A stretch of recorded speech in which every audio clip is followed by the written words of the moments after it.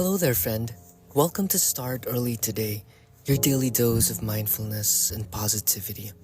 How have you been? Just doing a quick check-in. Checking in on you. Just like Bill Burr. Just checking in on you. Have you been practicing mindfulness? Have you been making time for silence? Have you been watching your patterns and habits and committing to the ones that work and uncommitting to the things that don't serve you well? Taking a step back and doing a quick assessment and recalibration and repositioning helps a lot. And I applied this through my food blog. For today, I only focused on SEO updates instead of being too excited in the creative part, which is cooking and taking photos and just putting tons of recipes.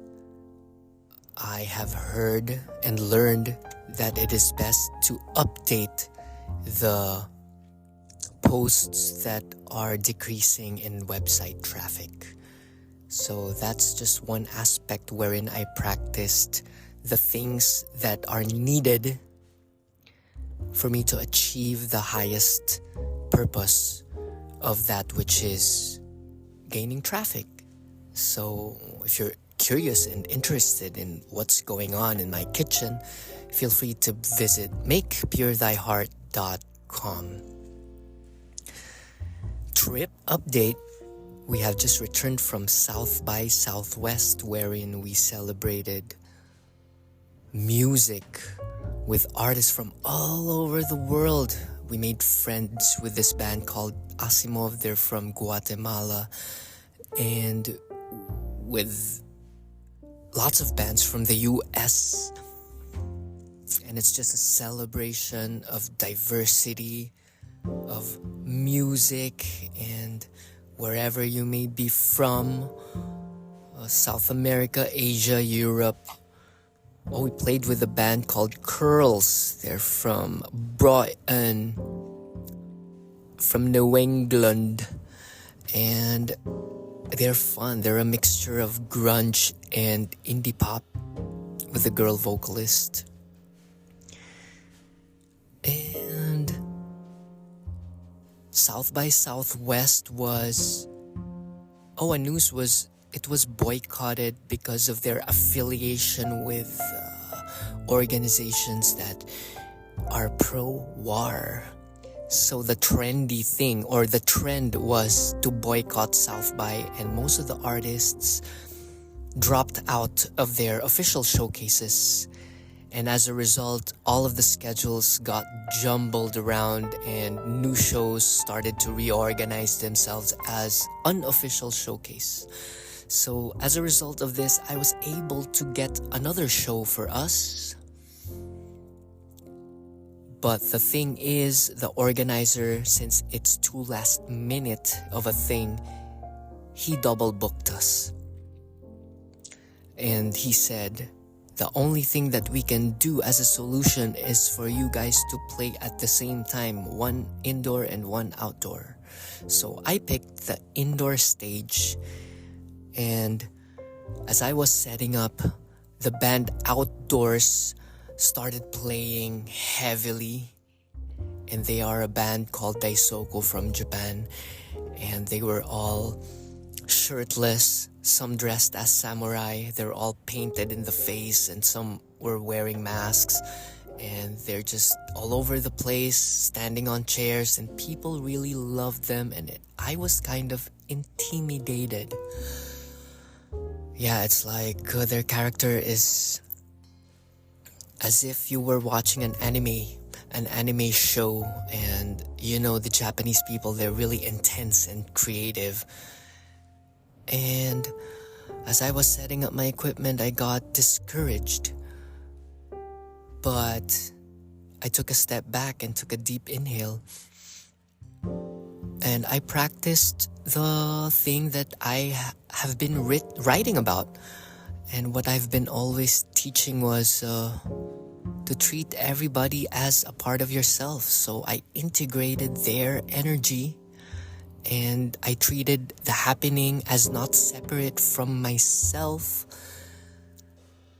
And I absorbed their energy and pursued and continued despite the attention, all of the attention being with them.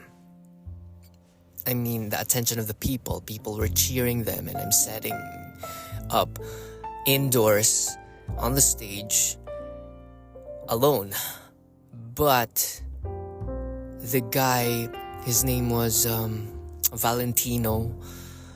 He's the sound guy. He said, once you start, I got you.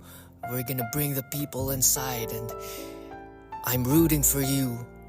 You're gonna take over the show. That's what he said, and I think that's myself talking to myself.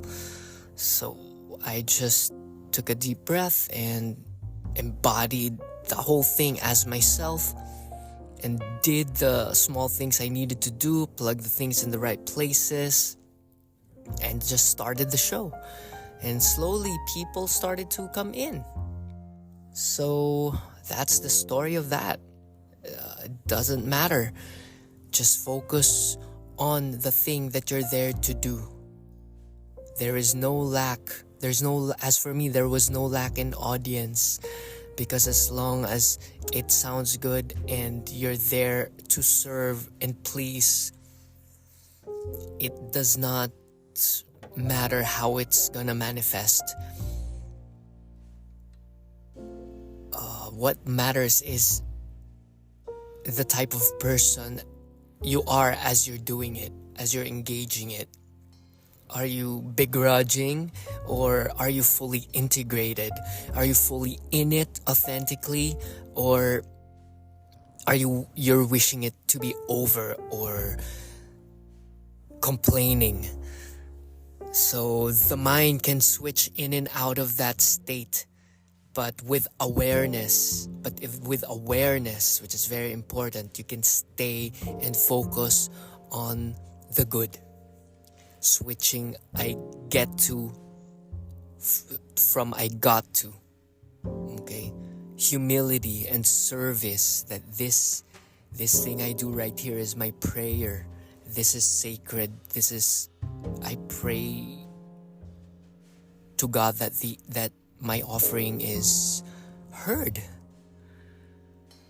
And this can be applied into all things that we do, from washing dishes, from doing and non-doing, from driving your vehicle, from picking up the trash.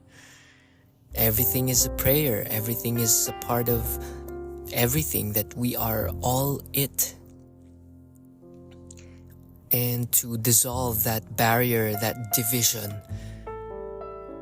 puts the whole energetic field at ease, because everything runs on a higher order, and it is all good. It is all good. However it may be, it is just our minds untrained to see the bigger picture.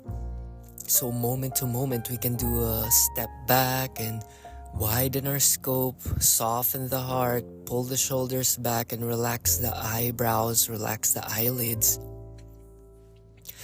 and come into a place of just being musician, just being painter, being a person, being a being. And that there's no lack of resource, for we all have inside us resourcefulness. That's the greatest resource, is our resourcefulness from the inside. Everything is complete. If you don't know where to go, turn the direction back towards yourself. When you get tired of pointing outside, look at your 3 fingers pointing back at yourself. And there you'll find the completeness. the ease, the centeredness, and the peace, and the simplicity of all things. And we can look into our projects with more intention, with more clarity, with more purpose. Why? Focus on the why. Why are we doing this food blog? Why are we doing this music? And it's all an expression of the divine. It's all about heeding the whispers from eternity. We have reached our 10-minute mark. Shout out to you. If you're a writer on Substack, keep on writing and open yourself up to other things as well.